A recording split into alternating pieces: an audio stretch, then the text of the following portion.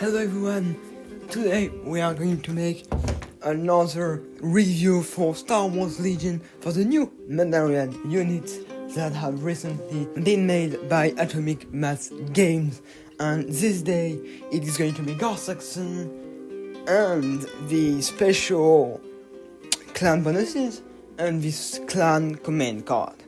So let's get started, and we're gonna start with the clan bonuses. So when an allied unit defeats an enemy unit, after the effect is resolved, the allied unit may make a recover action or may make a speed 1 move. So it is basically you kill somebody and then you can recover or speed 1 move, but it's pretty nice. It isn't huge, it isn't incredible, but it is still pretty nice, I think. Especially the fact that you can kill and then move if you weren't like on the objective. You can kill the enemy and then you can move. It is also quite interesting because if your opponent wants to, he has like for example a 1 HP miniature and he thinks, okay, I'm going to block, I'm going to go into melee with one of your miniatures, and he's going to stay there and he would block you, you know. So this would be very annoying because you would hit him, kill him easily, but in the end you wouldn't get to score, and while this completely stops your opponent from doing that, you can just hit him, kill him, then speed 1 move, then, well, just speed 1 move, and then if you didn't aim, you can speed 2 move. That is nice. Second thing is just, it allows you to maybe double move into scoring, but still shoot if you have one of your opponent units that you can kill kinda easily, 1 HP, 2 HPs with spears, or with just good damages. Special forces as well that get really nice damages, so you might be sure that you're going to kill a unit, so you move, shoot on the unit you want to kill, and then you speed 1 move thanks to the ability, and you get to scoring. Then if you kill somebody while you were like heavily suppressed, or not panicked because you can be panicked and do actions, but if you were heavily suppressed, you can just take a recovery and remove all your suppressions, especially if you used the unique clan bonuses and or Gar Saxon's compare keyword, and we'll talk about this keyword a little later on.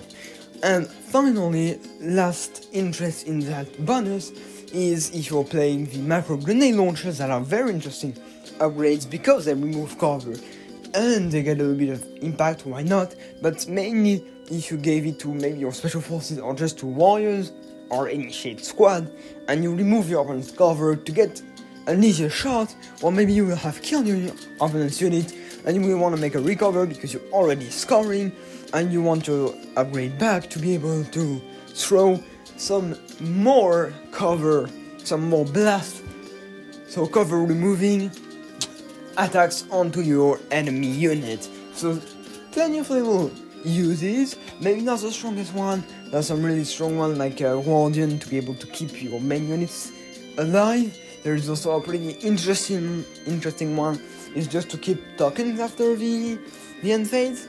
So maybe not the best one, but still okay. I think it's pretty interesting. It's not like you had nothing, you know. When we're going to talk, I've already spoken about the Children's Watch, and it's not really great. Unfortunately, it's almost like they had not really anything. So this time is going to be a little more interesting. Now we're gonna go to Gar Saxon himself.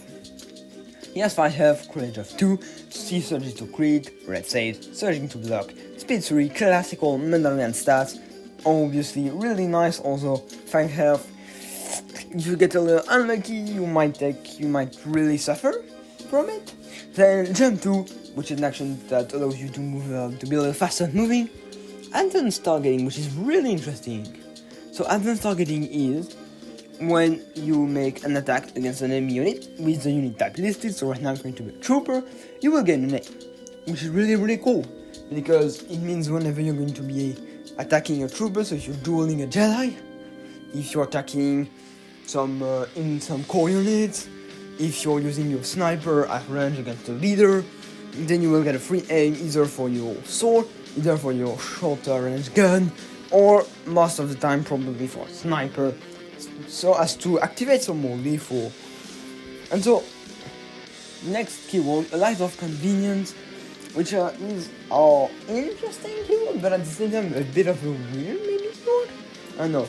It allows you to give orders to mercenary units that are not part of your army, and to include more mercenaries, but that can be because it's already a mercenary army. I do not know if this is a card that is playable for the Shadow Collective, in which case Light of Convenience is completely logical, but I guess it kind of wants you to synergize.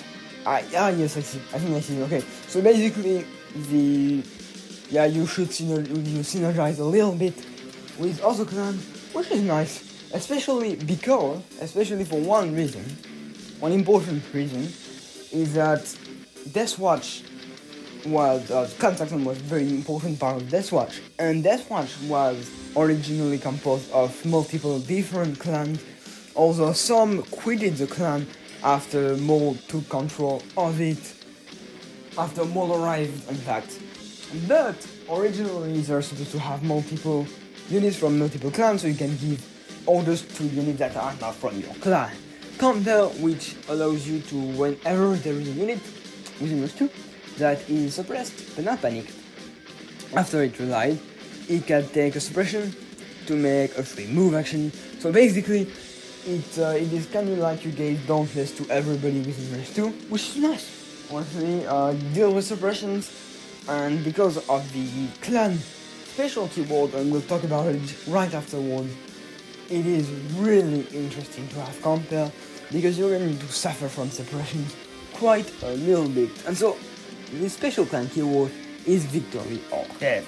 When the line unit with the Victory or Death keyword suffers one or more rounds from an enemy attack, after the attack is resolved, the allied unit may gain one suppression token. If it does, it may gain 1 hit token or 1 dodge token. And the thing about it is, it gives lots of suppression, because you're getting shot, which means 1 suppression, you're using the bonus, which means 2 suppressions. And although it is quite interesting to generate tokens like this, and can allow units to be really hard to kill, or to be very devastating in a duel, or just devastating, it is unfortunately annoyingly hard to deal with all the suppressions. So obviously you can take an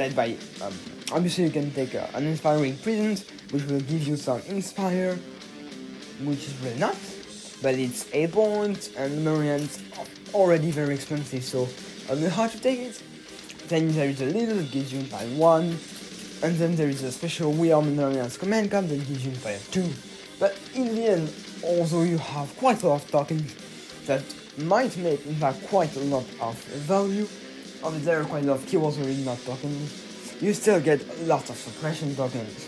And this can be interesting to kind of deal with the suppression. You're going to get over suppressed, but as long as you're not playing Brings Them to Heal, I mean, you're going to roll your dices and you will still have counter, so maybe you can just stay like this and take an enormous amount of suppression, then get We Are Mandalorians and say, okay, I took many suppressions, but now I can really capitalize on those suppressions and do something useful with those and deal with them at the same time. So, pretty interesting combo with Victoria Death and Camp. Then we have as keywords in previews, classical Mandalorian keyword. It downgrades the pierce level of weapons when Gar Saxon is being attacked by one, which is nice. Obviously, it's really classical.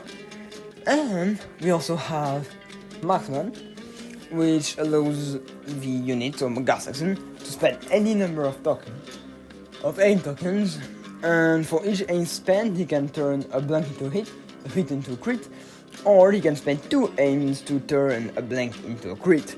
And this is really nice because command card, clan keyword, yes, Victoria Death, the command card, 2 of one of the Gar Saxon special command card, and then the clan command card, and then Rookcast command card, and then Advanced Targeting Trooper 1 allows Gar Saxon, and then actions obviously, allow Gar Saxons to have a huge amount of aim tokens, and perhaps get 2 crits and 1 hit, and something like this. And it's mostly important because you already have this Gala 90 sniper rifle that has high velocity, lethal 2, range 5, 2 red dice and a black. That is an amazing sniper. It is probably one of the best, except for the auto ones. It is one of the best snipers in the game. Simply because it offers already, you're pretty sure you're gonna get like 2 to 3 hits. Then you have your aim, and then you can generate like lots of aims. So if you have 2 aims, you can turn it lethal 2, you can have 2 hits, lethal 2, or you can have easily 2 crits, lethal 2. This passes through dodges, through deflect, and it also is very annoying for your player because you can make it so as you can like make sure it will pass through backup and cover thanks to the marksman, and you're pretty sure you're gonna get hits. So really deadly sniper, really interesting weapon, and I don't know if you're ever gonna use his dual pistols. Maybe if you really need 4 damages, but most of the time you're gonna play him for a sniper. That is a great weapon, and with advanced targeting you're pretty sure you're going to get at least 1 aim to shoot with it while still moving at speed 3, which is obviously really, really nice. His pistol is melee orange 2 to red dice to black dice, which isn't honestly bad. It's an average 3 hits, so while the sniper is more an average 2 hits and a half. Also, it is way less good. You're sure that you're gonna get 4 hits with advanced targeting and stuff. So why not? But yeah, I don't think it's really that interesting. Maybe if you need to kill a tank, you really need lots of dice, but still sniper might be more interesting because you want to marksman stuff into crit and then get pierced. So I think the sniper is more all the time or almost more interesting, but you can't use it in melee, so why not having those dual pistols? It's always nice. So that is, he has a special unique upgrade that is going to be the Dark Saber. 5 black dice, sorry. Classical Dark Saber, not amazing, but not that bad. In fact, 1 PS1. It's okay because since he has marksman and ways to get crit, to get aim, with the clan keywords and clan command cards, he can get aims pretty easily, and then he can, instead of impact, he will just marksman stuff, and then he will have PS1, so he isn't bad against vehicles. He's better probably than other units, but still, it isn't an amazing melee weapon. Also, I would suggest, if you have enough points, to make it a little better with tenacity, in which case, it isn't bad. I think it's around the efficiency of Obi-Wan's lightsaber, maybe a little bit less good, but still interesting. He gains charge, which is amazing because speed 3 charge is always amazing with jump 2. Demoralize 2, which is once again really cool because he has a special command card, we'll talk about it, that gives suppressions. He can combine it with Demoralize 2, and Demoralize 2 is always great because it's enough to suppress a unit of infantry clones, which is really great. And if he's shooting, he can give 3 suppressions, and then Immune Pierce, which is obviously really nice if he wants to duel a Jedi, and that allows him to do so, so it is pretty cool. This upgrade may not be included in the armies and contains 1 or more Ren units. Okay, I guess it's because Ren units were like supposed to be in the Death Watch, so I think it's logical, but I don't think it's going to impact you that much, unless you really like mixed clans. It's probably going to impact you if you want to play mixed clans. I'm not going to play mixed clans a lot, like almost never, not never, but rarely, so it's not the thing that I will be the most sad about, I don't see how to make me sad. It's not really that annoying. Personal combat shields as well can be important for him, and why not overcharge blaster packs? Is 3 points, allows you to upgrade 2 dice, so if you're going with your melee weapon, and then you can overwhelm, which means that you can get 1 suppression, so why not using those? But I think personal combat shield and tenacity and Dark Saber is already pretty expensive, so it's already interesting enough. Now we're going to move on to the command cards. Starting with the clan command card, it's going to be Death before Defeat. It is going to give an order to 3 Death Watch clan units, so classical. When a unit is issued an order with Scar, it gains 1 aim or 1 search, pretty nice. to have the surge, it allows to replace the dodge if and only if you have warriors, so it's a little bit less versatile than a dodge, but it's still really cool. And you can also get a name, which is always nice. Just a command card that gives a name is always a nice command card, I think, especially for 3 orders. It's like a way better version of Assault, unless you're playing this clan, in which case it might be a little bit less good. But I think I really like this command card. And then, when unlike Death Watch, Clan Saxon, sorry, not Death Watch, but Clan Saxon, I always mix those names, makes a melee attack, the attack will gain 1/1. And this is cool. It's so cool because a ram 1 means if you made a move, you get to turn a hit, to turn whatever you result you want, into a crit. So it can be if you want damage vehicles in melee, but it can also be just to turn a blank into a crit. So just one more hit result. Really, really nice, I think.